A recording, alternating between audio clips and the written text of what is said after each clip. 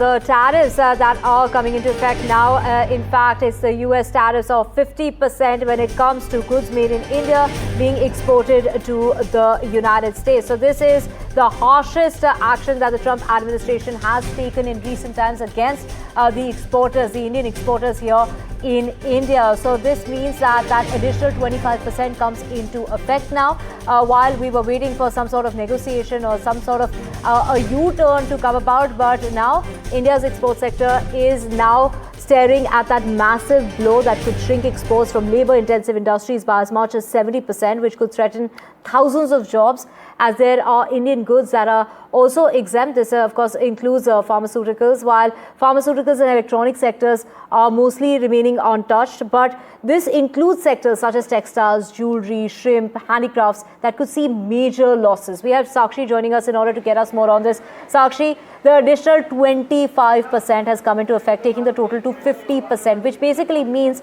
that we could be staring at almost a 55% impact when it comes to the exports of Indian garments and Indian goods when it comes to the United States, and that could be to the tune of $87 billion.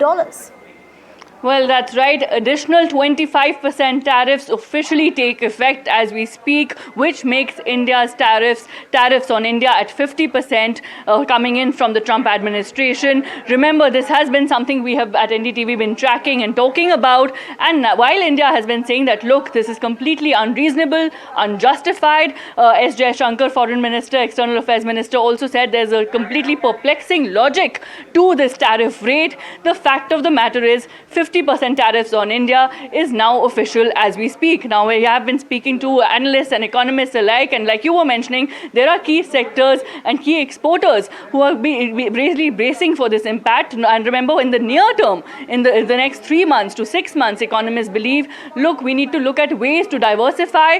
India needs to look at ways to boost domestic manufacturing and diversify to be able to cushion the impact on exporters really facing the pinch. Now, of course, like you were mentioning, the shrimp industry, you were mentioning jewelry and textile, and of course economists also saying that, look, it's time really now to give this a fresh look altogether, an angle of self-reliance, of diversification, and also looking at how we can really, how India's measures really coming into the forefront can help MSMEs, small entrepreneurs, small businesses, women entrepreneurs at large not face this pinch all the more, and how we can really cushion this impact and take steps. So the decisive steps are needed at this point. Reforms are needed, economists believe, and clearly the government is not stopping. The government is really, remember, as we speak, also looking at GST reforms, critical at this time to be able to boost domestic manufacturing and to be able to boost domestic consumption at large.